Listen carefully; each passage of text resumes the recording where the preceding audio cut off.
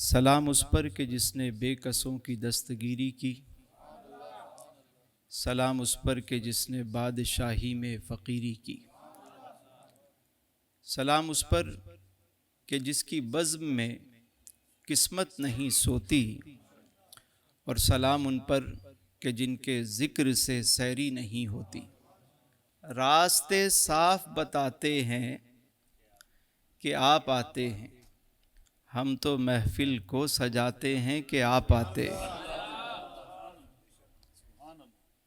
راستے صاف بتاتے ہیں کہ آپ آتے ہیں، لوگ محفل کو سجاتے ہیں کہ آپ آتے ہیں، اور چاند تاروں میں نصیر آج بڑی ہلچل ہے۔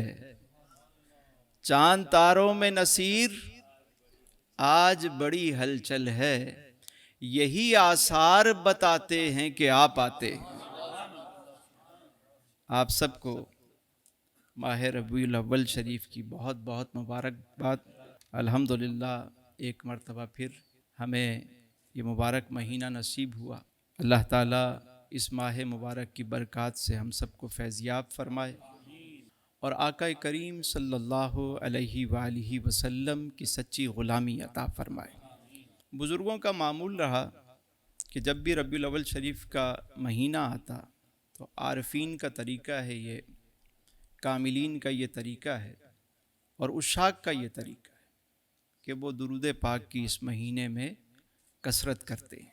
یعنی درود کا معمول تو ہوتا ہی ہے، لیکن خاص طور پہ اس مہینے میں بعض بزرگوں سے یہ بھی منقول ہے کہ وہ 1.25 لاکھ مرتبہ اس مہینے میں درود پاک پڑھ کر حضور کی بارگاہ میں ہدیہ پیش کرتے تھے۔ تو بہترین طریقہ ہے کہ درود پاک اس مہینے میں کثرت سے پڑھا جائے، اور جو نماز نہیں پڑھتا وہ حضور کی آنکھوں کی ٹھنڈک نماز کی نیت کر لے۔ حضور فرماتے ہیں میری آنکھوں کی ٹھنڈک ہے، تو حضور کی آمد کے مہینے میں یہ بھی نیت کر لے کہ نماز کی پابندی کروں گا انشاءاللہ عز و جل۔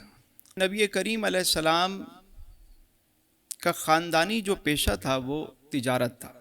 بنو ہاشم جو ہے وہ تجارت کرتے، مکے کے لوگ تجارت کرتے۔ مکے میں اور تو کوئی ایسی زراعت والی اشیاء نہ تھیں، تو وہاں کے لوگ تجارت کرتے تھے، اور آپ علیہ السلام کے دادا، آپ کے والد گرامی اور آپ کے چچا سب تجارت کرتے۔ تو یہی وجہ ہے کہ آپ علیہ السلام نے تجارت کو پسند فرمایا، اور نہ صرف پسند فرمایا بلکہ آپ نے تجارت کا پیشہ اختیار بھی فرمایا۔ ویسے تو اگر دیکھا جائے تو نبی کریم علیہ السلام 9 سال کی جب آپ کی عمر تھی تو آپ نے اجرت پر بکریاں چرائیں۔ جب 12 سال کی عمر مبارک ہوئی تو سب سے پہلے آقا دو جہاں صلی اللہ علیہ وسلم نے، اس سے پہلے 10 سال کی عمر میں بھی اپنے چچا حضرت زبیر بن عبد المطلب کے ہمراہ آپ نے یمن کی طرف سفر فرمایا تھا، لیکن 12 سال کی عمر میں پہلا سفر جو ہے وہ آپ نے باقاعدہ تجارت کا وہ ملک شام کے لیے کیا۔ ہم نے سنا تھا کہ وہاں پہ ایک راہب بحیرہ ملا، اور پھر اس نے جناب ابو طالب سے کہا کہ انہیں واپس بھیج دیجیے۔ آقا کریم صلی اللہ علیہ وسلم مکہ شریف میں پھر رہنے لگے، معاشی سرگرمیاں بھی آپ نے شروع کی، یہاں تک کہ آپ نے کئی تجارتی سفر اختیار کیے۔ 4 مرتبہ آپ یمن گئے اس حوالے سے، اور موجودہ جو عمان ہے، مسقط جس کو اس کا کیپٹل ہے، یہاں بھی حضور علیہ السلام تشریف لے گئے، جسے آج کہتے ہیں دبئی، اس وقت دبا کہتے تھے اسے۔ تو گلف کے اندر یہاں بھی حضور علیہ السلام تشریف لائے، اور شام آپ نے سفر تجارت کئی مرتبہ فرمایا۔ اس کے علاوہ نبی کریم علیہ السلام نے بر اعظم افریقہ، جو اس وقت حبشہ کہلاتا تھا، اور موجودہ جو ہے اسے ہم ایتھوپیا کہتے ہیں، حبشہ میں بھی حضور علیہ السلام تشریف لے گئے تجارت کے لیے، اور یہ تجارت کا سلسلہ آپ علیہ السلام نے اختیار کیا۔ ایک بہترین تاجر، نہ صرف نیشنل بلکہ ملٹائی نیشنل کہیں، انٹرنیشنل کہیں، کہ حضور نے سفر تجارت اختیار فرمایا، اور ایک کامیاب تاجر تھے۔ اور نہ صرف آپ نے خود تجارت کی بلکہ آپ نے لوگوں کے ساتھ جو ہے وہ پارٹنرشپ بھی کی، اور آپ کے جو پارٹنرز تھے جن کے ساتھ آپ بزنس کرتے تھے ان میں کئی اصحاب ہیں۔ عبداللہ بن ابی الحصا کے نام سے ایک صحابی ہیں جو بعد میں ایمان بھی لائے، تو وہ ان کے ساتھ آپ نے تجارت میں پارٹنرشپ کی۔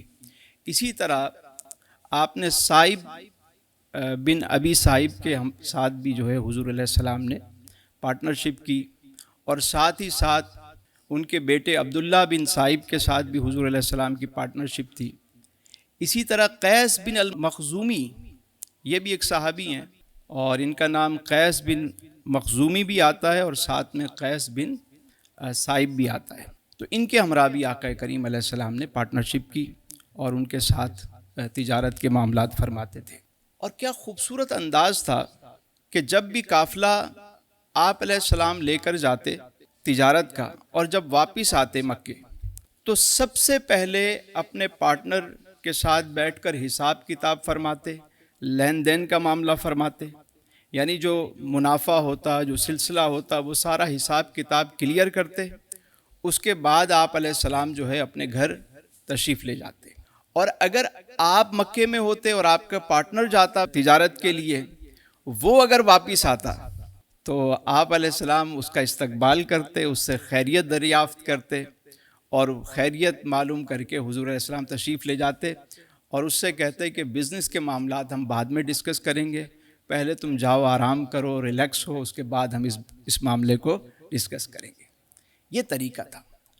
اور کئی اصحاب جو بعد میں ایمان لائے، خاص طور پہ حضرت صائب بن ابی صائب کے بارے میں آتا ہے کہ جب وہ آئے تو مدینہ شریف میں جب وہ ایمان لائے، لوگوں نے کہا یہ بہت اچھا شخص ہے، اس کی تعریفیں کرنے لگے۔ حضور نے فرمایا کہ میں اسے جانتا ہوں، میں اس کے ساتھ مل کر تجارت کیا کرتا تھا۔ اور وہ صاحب فرمانے لگے کہ حضور علیہ السلام جب تجارت میں شریک ہوتے تو نہ حضور علیہ السلام بحث کرتے، نہ کبھی زیادہ جو ہے وہ کسی معاملے میں جانچ پڑتال کرتے، بلکہ اپنے ساتھیوں پہ بہت زیادہ آپ اعتماد کرتے، یعنی جو وہ بتا دیتے آپ اسے قبول کر لیتے، اعتماد کرتے۔ اور بعد میں جتنے اصحاب تھے جن کے ساتھ حضور علیہ السلام نے شراکت کی، وہ سارے بعد میں سب صاحب ایمان بھی ہوئے۔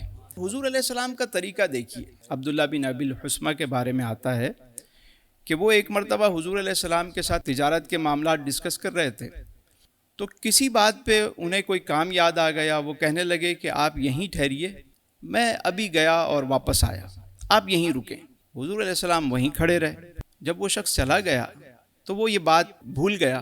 ایک دن گزر گیا، دوسرا دن بھی گزر گیا، حتیٰ کہ تیسرا دن بھی گزر گیا۔ کسی نے پوچھا کہ آپ یہاں کیوں کھڑے ہوئے؟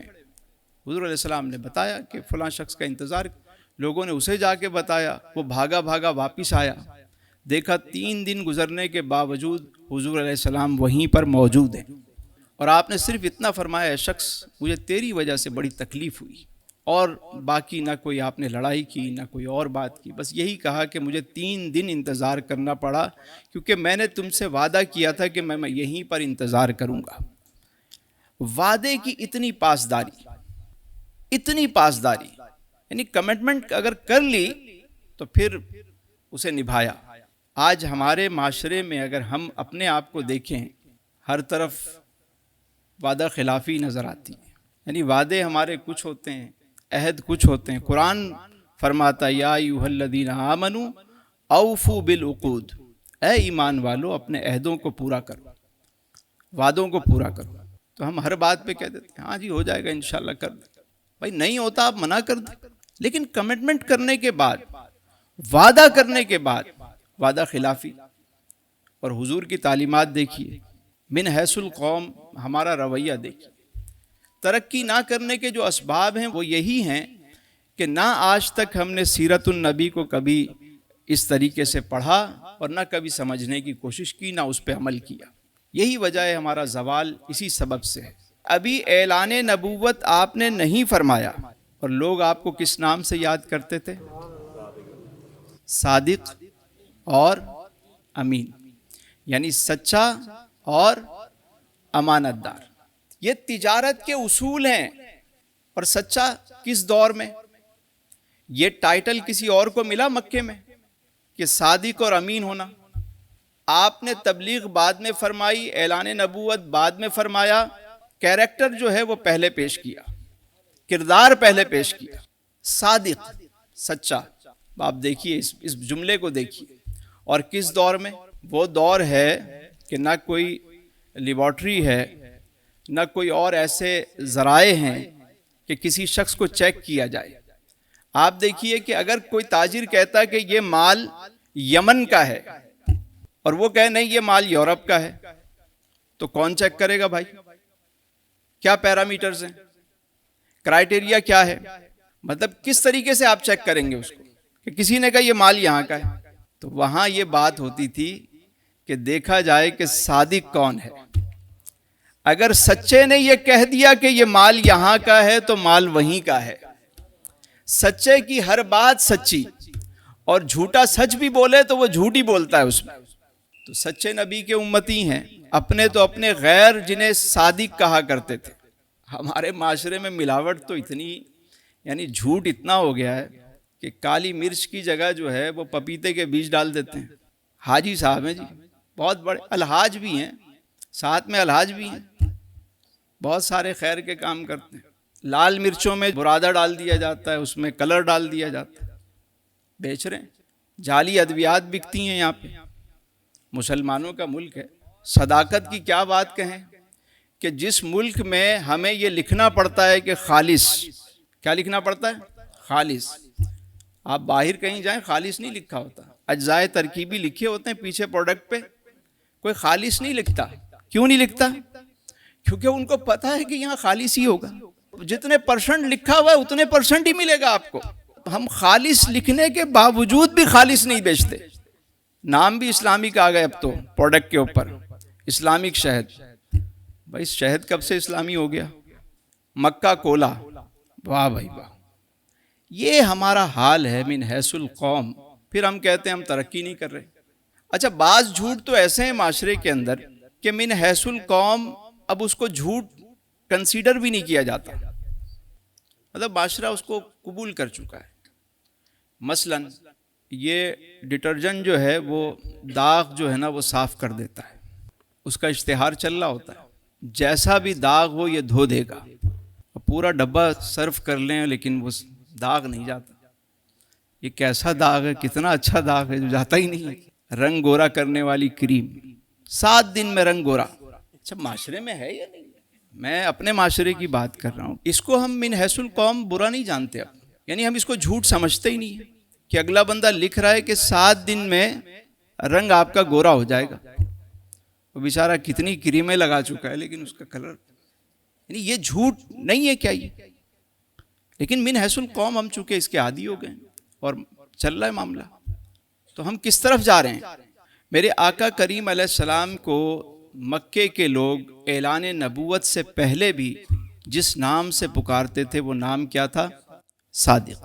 لیکن اس دور میں بینک نہیں تھے، لوگ امانتیں بینکوں میں نہیں رکھتے تھے، پیسہ، اپنی کرنسی، اپنی چیزیں بینکوں میں نہیں رکھتے تھے، اور گھر بھی اتنے مضبوط نہیں ہوتے تھے کہ کوئی کہیں جا رہا ہے تو گھر کو لاک کیا، پراپر گھر ہوں، پراپر گھر بھی نہیں ہوتے تھے، نہ اتنے مضبوط ان کے دروازے، نہ چیزیں، ہر ایک کے پاس اتنی استطاعت نہیں ہوتی تھی کہ مضبوط گھر بنا لے۔ تو کیا ہوتا تھا کہ وہ جاتے ہوئے کسی ایسے شخص کے پاس اپنی امانتیں، اپنی ضروری اشیاء کو، قیمتی اشیاء کو جا کر اس کے پاس بطور امانت رکھواتے تھے۔ اور مکے میں وہ جب اس طرح کا کوئی شخص ڈھونڈتے تو ان کی نظر انتخاب آقا کریم پر جا کے ٹھہر جاتی۔ امانتیں لوگ رکھواتے، آپ امین تھے۔ وہ امانت یہ بھی نہیں کہ وہ رکھ کے آج جا رہا ہے تو کل آ کے لے لگا، نہیں، ایسا نہیں۔ سالوں کا سفر ہوتا تھا، کئی سال کے بعد لوگ واپس آتے اور اپنی امانت طلب کرتے اور امانت انہیں دے دی جاتی۔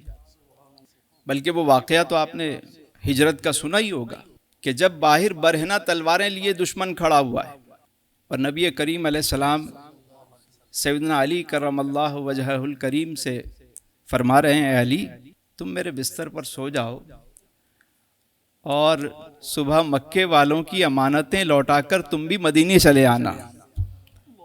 یعنی اس وقت بھی کہ جب دشمن دروازے پر تلواریں لیے کھڑا ہوا ہے اور جان لینے کے در پہ ہیں، اور آپ کو فکر ہے تو یہ کہ کہیں ان کی امانتوں میں کوئی خیانت نہ ہو جائے۔ بزنس مین کے لیے دو کام بڑے ضروری ہیں۔ جب بھی ہم ترقی کریں گے نا، انہی اصولوں پر کریں گے۔ اگر آج ہمارا بزنس مین یہ دو باتیں اپنا لے، پہلی بات کیا ہے؟ صادق، سچ بولیں، اور دوسری بات امانت دار۔ اگر کسی سے لین دین کریں اور کسی کی امانت آپ کے پاس رہ جائے، کاروبار ختم بھی ہو جائے، وہ کافی دنوں بعد آیا ہے، اگر امانت ہے اس کو لوٹائیں۔ یہ دو کام اگر ہماری قوم کر لینا، زیادہ کی میں بات نہیں کر رہا، ہم ترقی شروع کر دیں گے۔ میرے حضور فرماتے ہیں کہ سچا تاجر کل قیامت کے دن صدیقین، شہداء، انبیاء کے ساتھ اٹھایا جائے گا۔ کیا مرتبہ ہے سچے تاجر کا؟ کہ انبیاء، شہداء، صدیقین کے ساتھ اس کا معاملہ ہوگا۔ اللہ، کیسی رفاقت ملے گی! سچا تاجر سچ بولے۔ جھوٹ بولنے سے سودا تو بک جاتا ہے مگر برکت ختم ہو جاتی ہے۔ تو یہ سیرت کے پہلو ہیں۔